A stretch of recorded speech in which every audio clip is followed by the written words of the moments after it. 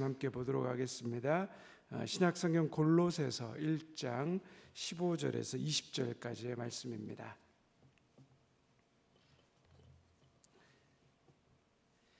신약성경 골로새서 1장 15절에서 20절 말씀입니다. 제가 가진 성경 324쪽입니다. 신약성경 324쪽 골로새서 1장 15절에서 20절까지의 말씀을 우리가 다 같이 한 목소리로 봉독하도록 하겠습니다. 함께 하나님 말씀 봉독합니다. 이 계시의 말씀을 들을 때 살아계신 하나님의 음성을 들으실 수 있기를 바랍니다.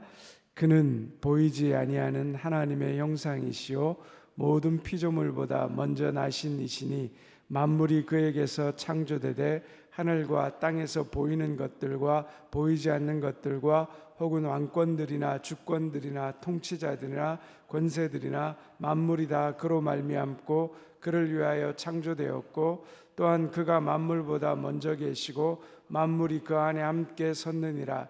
그는 몸인 교회의 머리시라. 그가 근본이시요 죽은 자들 가운데서 먼저 나신 이시니 이는 친히 만물의 으뜸이 되려 하심이요 아버지께서는 모든 충만으로 예수 안에 거하게 하시고 그의 십자가의 피로 화평을 이루사 만물 곧 땅에 있는 것들이나 하늘에 있는 것들이 그로 말미암아 자기와 화목하게 되기를 기뻐하심이라. 아멘. 이번 고난주간 특별 새벽 기도회에는 이 골로새서 1장 15절에서 20절까지의 말씀을 가지고 예수님이 누구이신지에 대해서 한번 깊이 또 묵상하고 생각해 보려고 합니다. 이 골로새서는 사도 바울이 쓴 서신서입니다. 사도 바울이 로마 감옥에서 섰기 때문에 옥중서신이라고 말합니다. 보통 바울이 세운 교회들은 바울이 친히 그 지역에 가서 목회를 하고 교회를 개척하고 목회를 한 다음에 다른 사도를 보내서 혹은 다른 교회를 세울 만한 지도자를 보내서 그곳에서 목회를 하게 합니다. 그리고 바울이 그 교회에서 일어나는 여러 가지 많은 문제들에 대해서 또 신학적인 교리들에 대해서 편지를 써서 그들로 하여금 또 교회의 문제들을 해결하게 해왔습니다. 그런데 골로새서는 조금 특별합니다. 왜냐하면 바울이 직접 개척한 교회가 아니었습니다.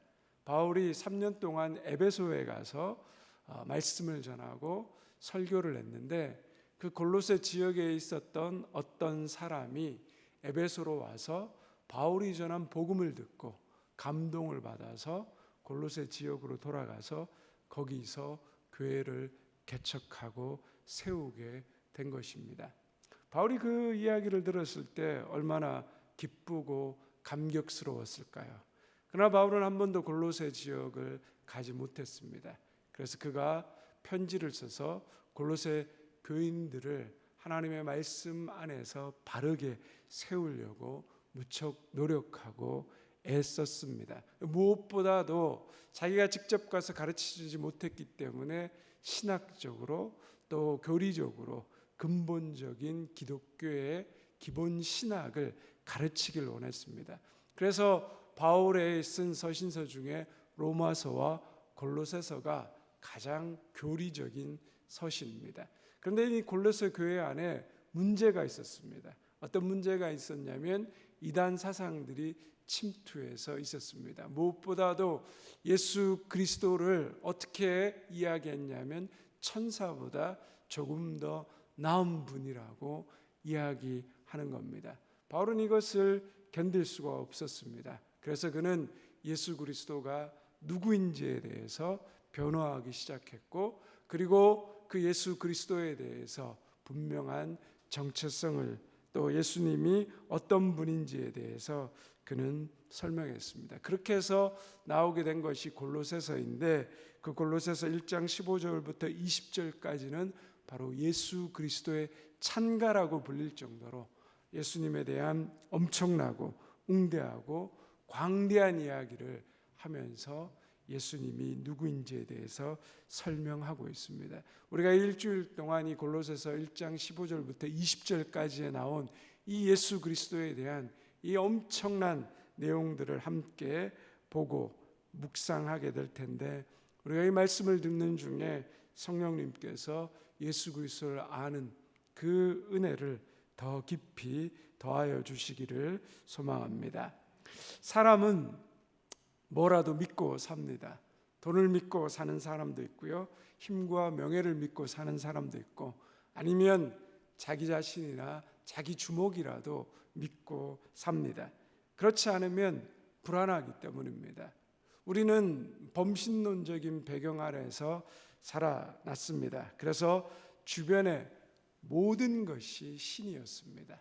뭐든지라도 붙잡으면 되었습니다. 그래서 우리 조상들은 새벽에 찬물이라도 떠놓고 달을 보며 정성스럽게 빌었습니다. 그래서 무엇을 믿는가 보다는 우리가 얼마나 비느냐, 얼마나 정성을 다하느냐, 얼마나 지성을 다하느냐, 그것이 중요했습니다.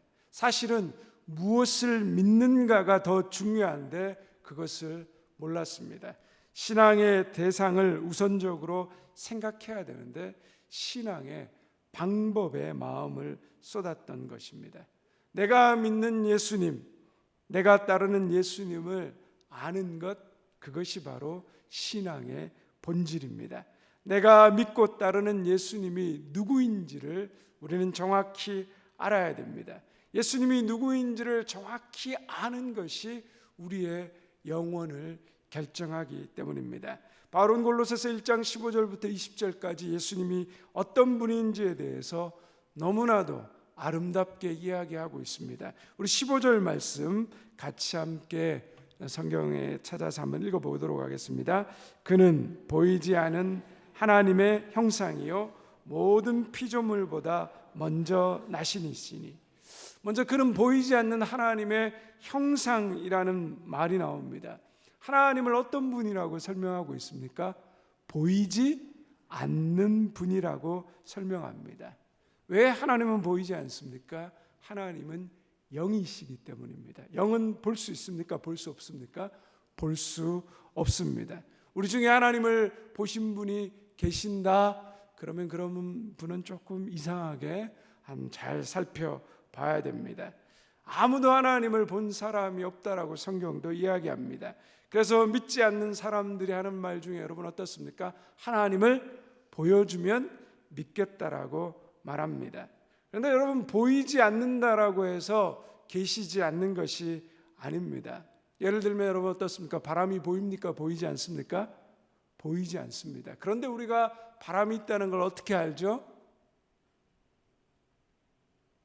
말씀 잘 하셔야 됩니다. 여성의 치맛자락이 휙 올라가는 걸 보면 바람이 보인다 이렇게 얘기하시면 안 되고요. 나뭇가지가 흔들리는 것을 보면 어떻습니까? 바람이 있다는 걸 우리가 아는 거죠. 여러분, 공기가 보입니까? 보이지 않습니까? 보이지 않죠. 그런데 어떻게 공기가 있다는 걸 압니까?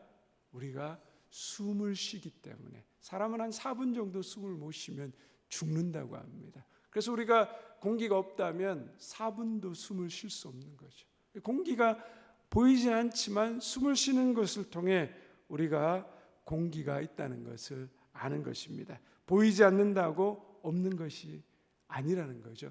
보이지 않지만 존재하는 것들이 많습니다. 마찬가지로 하나님은 보이지 않지만 하나님은 우리와 함께 하십니다. 오늘 고등학교 선생님이 수업을 하면서 사람들은 다 원숭이의 후손으로 태어났다라고 이야기했습니다. 그러자 한 학생이 손을 들고 선생님께 이렇게 질문합니다. 그러면 선생님은 원숭이의 몇 대 손이십니까? 선생님이 갑자기 당황했습니다. 구체적인 이런 질문이 들어올 줄 생각 못했습니다. 얼굴이 붉어지고 어떻게 수업을 마쳤는지 마치고 나서 그 학생을 교무실로 불렀습니다. 그리고 이렇게 말했습니다. 너 교회 다니지? 네, 교회 다닙니다. 너 하나님을 봐서 믿냐? 네가 하나님 봤어? 하나님 봤냐고? 그랬더니 이 학생이 잠시 곰곰이 생각하더니 선생님께 이렇게 얘기합니다. 선생님은 생각을 보신 적이 있습니까? 무슨 말이야?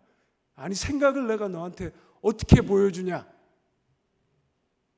선생님, 그런데 생각을 보여줄 수는 없지만 선생님 분명히 생각이 있다는 것을 아시잖아요. 선생님이 안 보인다고 해서 생각이 없는 겁니까? 그와 같이 하나님은 눈에 안 보여도 계십니다. 우리는 하나님의 피조물이지 원숭이의 멧돼손이 아니라고 저는 생각합니다. 이 학생이 이렇게 멋있게 이야기를 했습니다. 하나님이 보이지 않아서 사람들은 하나님을 믿을 수 없다라는 그 사람들의 핑계를 들으셨는지 하나님께서 우리에게 하나님을 볼 수 있게 하셨습니다. 그분이 누구입니까? 예수님입니다. 오늘 말씀에서 그는 보이지 않는 하나님의 형상이라고 말합니다. 하나님께서 우리에게 보이지 않는 하나님을 볼 수 있도록 예수님이 형상화하셨다는 겁니다. 여기서 형상이라는 말은 우리가 100원짜리 동전을 보면 여러분 거기에 누구의 얼굴이 있습니까? 하도 요즘 동전 보신 적이 없어서 잘 모르시죠. 100원짜리 동전 보면 거기에 이순신 장군의 얼굴이 나옵니다. 맞죠? 갑자기 표정들이 제가 지금 틀렸나 순간적으로 당하겠습니다. 이순신 장군의 얼굴이 나오는데 우리가 그 이순신 장군의 얼굴을 보는데 그게 우연적으로 만들어진 겁니까? 아니죠. 우리가 의도적으로 만들어진 겁니다. 금속에 인각을 뜬 거죠. 정확하게 닮았다는 겁니다. 그것이 형상이라는 의미입니다. 그런데 이 형상은 단순히 외적으로 닮았다는 의미를 뛰어넘습니다.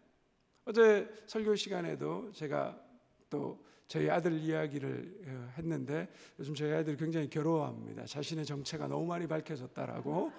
아빠 도대체 좀 이제 그만하라고. 근데 또 이렇게 예를 들 수 있는 것이 가장 가까운 사람들이니까 예를 드는데 제 아들과 제가 보면 닮았지 않습니까? 그죠? 닮았기 때문에 보면 아십니다. 그런데 닮았다라고 말할 때 그냥 외적인 모습만 얘기하시는 게 아닌 거죠. 그 제 아들의 행동과 말을 보면 그냥 외적으로 닮았다는 모습 더 넘어 뭐죠? 제가 목사님의 아들이구나라는 것을 더욱더 그 말과 행동을 통하여서 보게 된다라는 겁니다. 그래서 그 아이를 보면서 우리는 뭐라 그러죠? 그 아버지와 어머니를 알게 된다라는 겁니다. 이것이 바로 형상이라는 의미입니다. 그러므로 예수님은 하나님을 정확하게 닮으셨고 그리고 예수님을 보면 하나님을 알게 된다라고 하는 말입니다. 우리가 예수님을 보이지 않는 하나님의 형상이라고 할 때 많은 사람들이 이 부분을 쉽게 이해하는 방법이 뭐냐 그러면 성육신입니다. 성육신이라는 건 뭐죠? 예수님께서 하나님의 몸을 입고 우리 인간 가운데 오셨다는 겁니다. 예수님께서 인간의 몸을 입고 이 땅에 오셨다는 겁니다. 그러면 성육신이 가진 깊은 의미가 뭘까요? 하나님께서 하늘의 높은 보좌의 자리에 앉아 계시지 않고 그 보좌를 내려놓으시고 인간의 몸을 입고 높은 보좌에서 내려오셔서 우리 가운데 오셨다라는 겁니다. 이것이 얼마나 큰 은혜인지 모릅니다. 요즘 가정에서 반려견을 많이 키우시죠? 강아지를 얼마나 사랑하시는지 산책하다 보면 유모차를 끌고 가는데 왜 아기가 오나 보다 딱 쳐다보면 거기에 강아지 한 마리가 탁 폼잡고 앉아 있습니다. 그리고 아기를 안고 가나 싶어서 이렇게 쳐다보면 포대기에 강아지가 품어져 있는 것을 보게 됩니다. 강아지 때문에 휴가도 제대로 못 가시고 사람도 잘 먹기 힘든 인삼이 들어간 간식에 강아지 유기농 간식까지 먹이신다라는 얘기를 들었습니다. 아프기라도 하면 어떻습니까? 보험이 안 되어서 수십만 원에서 혹은 뭐 조금 편찮은 회셔서 척추라도 좀 삐끗하시면 몇백만 원 들어가고 어떤 분은 강아지 장례 치르는데 2천만 원까지 들어갔다는 이야기를 들었습니다. 정말 요즘 개팔자가 상팔자인 그 세상을 보는 것 같습니다. 제가 한 번은 이런 이야기까지 들었습니다. 한 강아지가 아파서 앓다가 죽어갑니다. 병원에 가서 검진을 해봤는데도 원인을 잘 모릅니다. 주인이 너무 안타깝고 눈물이 났습니다. 그래서 이렇게 말했습니다. 내가 강아지가 되고 싶다. 그래서 내가 강아지를 살리고 싶다. 강아지를 너무너무 사랑하니까 그렇습니다. 그런데 아무리 강아지를 사랑하고 살리고 싶다고 해도 그분이 강아지가 될 수 있습니까, 여러분? 강아지가 될 수 없습니다. 하지만 왜 그렇게 이야기합니까? 강아지가 되어야지 그 강아지와 대화가 되고 강아지의 아픈 곳이 정확히 어떤 곳인지 알고 그 강아지를 살릴 수 있기 때문입니다. 예수님도 바로 그런 이유 때문에 하나님의 몸을 버리고 인간의 몸을 입고 우리 가운데 오셨습니다. 하늘의 언어로 인간에게 말하면 우리는 알아들을 수가 없습니다. 하나님의 형상으로 우리에게 나타나면 우리는 두려워서 하나님을 보았기 때문에 다 죽을 것이라고 생각합니다. 그런 하나님께서 우리를 생각하시고 우리를 사랑하셔서 될 수 없는 일을 하셨습니다. 강아지가 되고 싶다 그런다고 강아지가 되는 게 아닙니다. 우리의 답답하고 무소부재하신 분, 어느 곳에나 계실 수 있는 분이 제한된 인간의 육신 가운데로 들어오셨습니다. 그 분이 바로 예수 그리스도입니다. 우리가 어린아이와 이야기할 때 어린아이 눈높이로 내려가서 그에게 맞춰서 이야기하는 것과 마찬가지입니다. 하나님이 우리를 사랑하셔서 인간의 몸을 입고 이 땅에 오셨습니다. 우리가 알아들을 수 있는 언어로 우리에게 말씀하십니다. 내가 처한 형편, 내가 처한 현실 속에서 나를 만나 주시기 위해서 나와 같은 모습으로 오셨습니다. 그러므로 예수님을 믿는다는 것은 하나님이 인간으로 오셨다는 것을 믿는 믿음이며, 특별히 나를 사랑하셔서 나를 위하여 사람이 되어 오셨음을 믿는 것입니다. 보이는 예수님, 이 땅에 육신의 몸을 입고 오신 예수님은 우리에게 베푸신 하나님의 가장 크신 놀라운 은혜이며 은총입니다. 우리 바로 예수님을 찬양해야 될 이유가 바로 여기에 있습니다. 우리를 죽기까지 사랑하셔서 하늘의 모든 영광을 버리시고 자신의 모든 능력과 권세를 내려놓으시고 이 땅에 오셔서 죽기까지 복종하시고 사랑하신 예수 그리스도, 그 예수님을 통하여서 우리는 우리와 함께 하시는 하나님이 우리를 얼마나 사랑하고 계신지 우리는 알고 깨닫게 되는 것입니다. 우리가 예수 그리스도를 알고 깨달으면 깨달을수록 우리는 하나님을 더 깊이 알고 더 깨닫게 되는 것입니다. 이 고난주간을 통하여서 이 예수 그리스도를 더 깊이 알고 깨달아 가실 수 있는 우리 모든 대명의 성도님 되시기를 주님의 이름으로 축원드립니다. 기도하겠습니다. 하나님 아버지,